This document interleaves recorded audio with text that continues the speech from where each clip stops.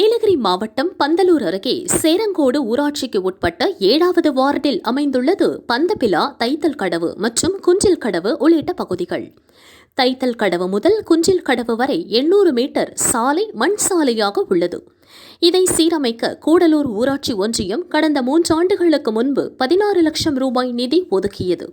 அப்போதே சாலையின் ஒரு சில இடங்களில் மட்டும் ஜல்லிக்கற்களை பரப்பினர். சாலை நுழைவாயில் பகுதியில் 2 லோடு ஜல்லிக்கற்களை கொட்டிவிட்டு சென்றனர். ஆனால் பணி துவங்கி 3 ஆண்டுகள் கடந்த நிலையில் இதுவரை சாலை சீரமைக்கப்படவில்லை. ஜல்லிக்கற்கள் பரப்பி சாலை நுழைவாயில் பகுதியின் நடுவே ஜல்லிக்கற்கள் கொட்டி பாதையை அடைத்துவிட்டனர். இதனால் கிராமத்திற்குள் வாகனங்கள் செல்ல முடியவில்லை. இப்பகுதி மக்கள் தங்கள் குழந்தைகளை பள்ளிக்கு காலை மற்றும் மாலை நேரங்களில் 1 கிலோமீட்டர் தூரம் கரடுமுரடான பாதையில் நடக்க வைத்து அழைத்து செல்கின்றனர். கிராம நுழைவாயில் அருகே அம்மன்காவு செல்லும் சாலையில் நிற்கும் பள்ளி பஸ் மற்றும் ஆட்டோவில் ஏற்றி பள்ளிக்கு அனுப்புகின்றனர். முதியோர்கள், கர்ப்பிணிகள் மற்றும் நோயாளிகளை கிராம மக்கள் டோலி கட்டி தூக்கி வர வேண்டிய அவலம் ஏற்பட்டுள்ளது.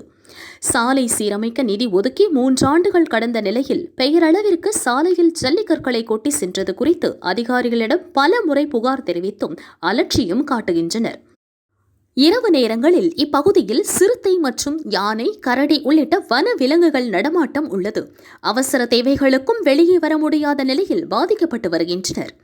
கிராம மக்கள் வாழ்வாதாரம் கருதி தார் சாலை அமைக்க மாவட்ட நிர்வாகம் உடனடியாக நடவடிக்கை எடுக்க வேண்டும் என வலியுறுத்தினர். நான் இந்த குண்டில்கடவு டு பந்தப்பிலா போகிற ரோட்டில் குடியிருந்து வரோம். இந்த ரோடு